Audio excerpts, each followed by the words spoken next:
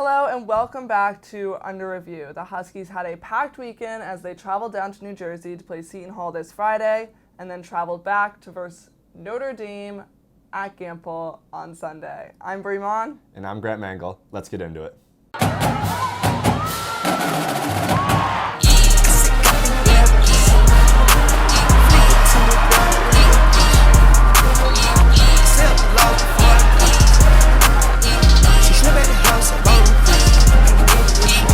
I know we usually work in chronological order, but let's start with those last 38 seconds because I know it's all pressing on our mind. In the last minute of the game, Paige Bueckers went down with a non-contact knee injury and had to be carried off the court. What are your thoughts on this, Grant? Anytime you see someone go down with a non-contact injury, we all start to speculate. The worst case scenario comes to mind, and especially when it's someone who means as much as Paige does to this team. She's the best player in the nation, in my opinion.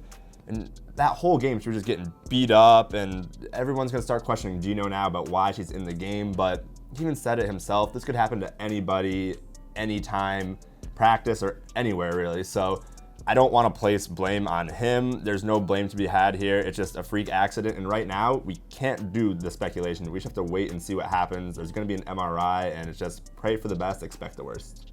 I definitely don't think it's the fact that she was still in that was the cause of the injury. I don't think it's Gino's fault. But if you look back at the past 4 games, there's no game where she's not playing at least 30 minutes. I think people forget that Paige is human. She's all over the court, like assisting, rebounding, stealing. Like she's doing so much that I think people need to realize that she does deserve rest. I know Gino did say that Paige is a pain to have on the bench, but he's just gonna have to manage that if he wants the best for her and for this to not happen. But I wouldn't say it's his fault that the injury occurred. And this team needs her out on the court, so I completely understand why she's playing as much as she does. There's been a lot of games that have been a little tighter than would have been expected, like the South Florida game. It was only a 7-point game. She had to be out there for a long time. But this one, when you're up 19 or 20 points with a minute left, that's the time when you can get her 2 or 3 extra minutes of rest. I think it's just heartbreaking for everyone. As you can even see, the South Carolina coach tweeted hoping Paige would get better and kind of putting the rivalry aside. Paige is a generational player and even a person. She's done so much for women's sports already, so I think this kind of shook up a lot of people. Definitely.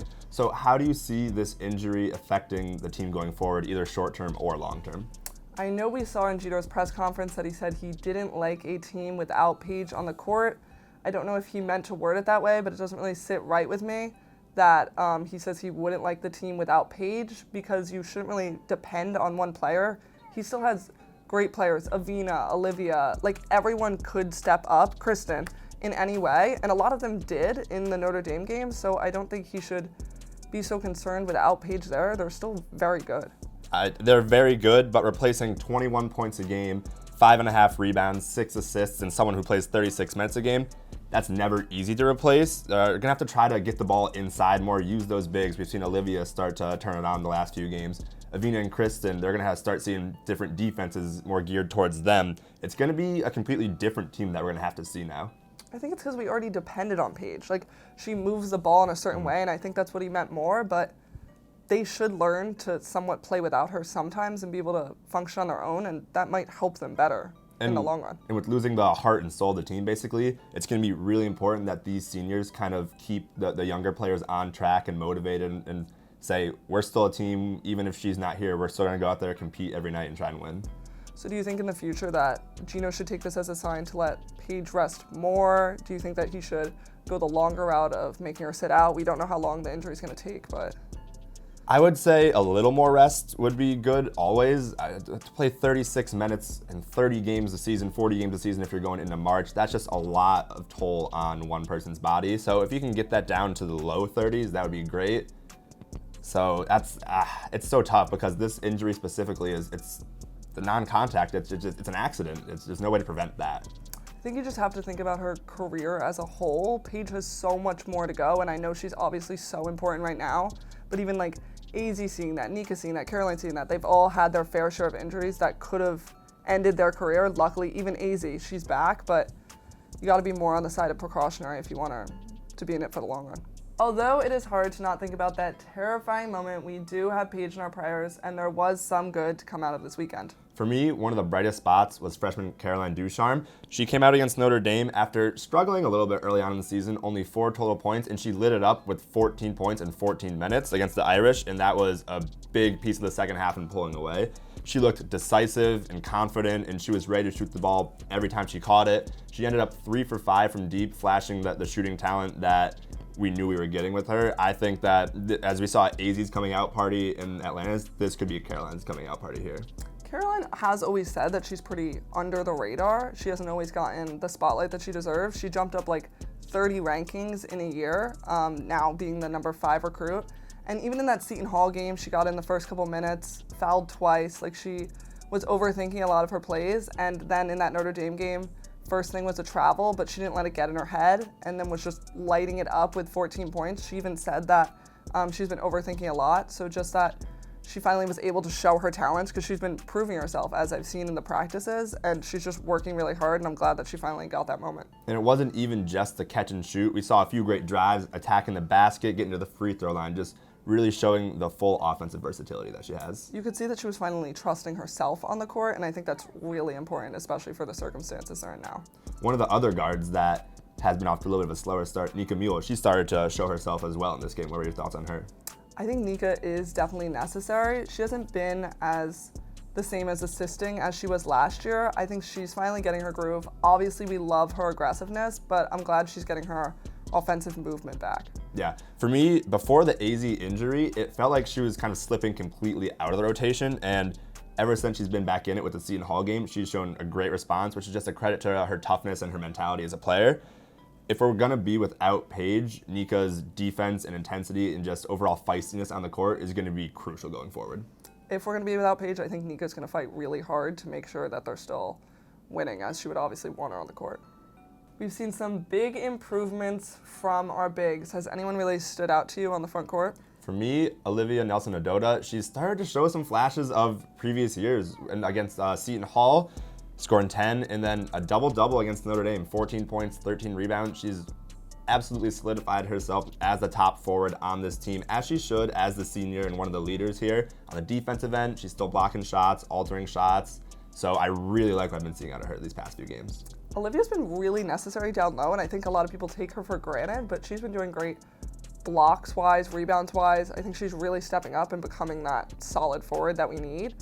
The only issue was the 5 fouls in the Notre Dame game. I know she's super aggressive. I didn't even realize it happened, but she's gonna have to watch out for that in the future, because she is very necessary. Yeah, she's someone who can be vulnerable to foul trouble just due to her trying to block every shot that gets into the paint. She's just gonna have some contact on those and get fouls, but if she can keep that, if she doesn't get 2 in the first half quick, she's gonna be out there playing a lot of minutes, and she's gonna be a big force on this team going forward. And then one of the other bigs, Dorka Juhas, she's started to show a few signs of getting better here.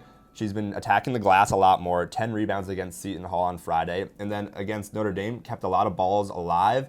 But on the offensive end, she still hasn't found her footing yet, and that's where I'm looking for her to make the big jump in the next coming weeks.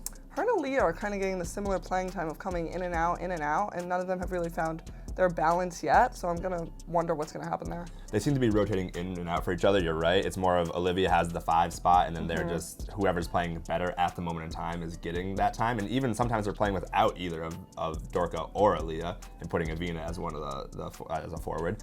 But Aaliyah, I expected so much out of her coming into the season, off the Olympics, off a solid end her freshman year, and she just seems to be lacking a bit of confidence right now to me. Although we have shown a lot of promise this year, we have this odd first quarter frenzy, just not being able to find a dribbling pattern, being very hesitant, and turning over the ball quite a lot. Speaking on turnovers, that Notre Dame game, we saw 20 of them in total. They're just giving the ball away right to the other team. And a lot of them are live ball turnovers, which is leading to fast break opportunities for the other teams, which just can't happen if they want to compete against the big dogs when it comes into March. And the other thing I've been seeing a lot of is we're getting blocked in the paint a lot. There was a few yesterday. Caroline had a few, Aaliyah had a few, where they just weren't strong enough with the ball down low. I'd like to see us improve inside in that way. It's weird how in the South Carolina game we had so much momentum first, second, third quarter, died out in the fourth, but now we're having all these issues in the first quarter and then having to recover, especially in the Seton Hall game. It was even the first and second quarter. We were almost tied with them there, and then we finally had to pull away in those third and fourth quarters, but I don't think we'd have to work as hard in those third and fourth quarters if we could get our rhythm down sooner. That Seton Hall game was the first time that they were losing after the first quarter since playing Seton Hall 2 years previous to that. So they're typically a fast starting team, but recently that's just not been the case. 2 games this weekend, a lot happened. Any notable plays that stood out to you? For me, end of the first half against Notre Dame, Paige has the ball, 4 seconds left, throws a full court pass to Kristen, who gets the layup to go at the buzzer. It was just, it was a perfect pass. I would have to say during the Seton Hall game, when Paige went all the way down the court, scored, ran back, and then stole it again. Kind of just a crazy play, really shows she's an all-around player, all while doing it with that cotton swab off her nose because she got hit in the face, a foul that was not called. And I really just think that shows on so many levels how strong Paige is. Obviously, we want her to get better, but I don't think there's much more of a resilient player than her. So all prayers to Paige. That'll be the end of this episode of Under Review. We will update you when we get any announcements on it. But until then, I'm Mahn. And I'm Mengal. Thanks for watching.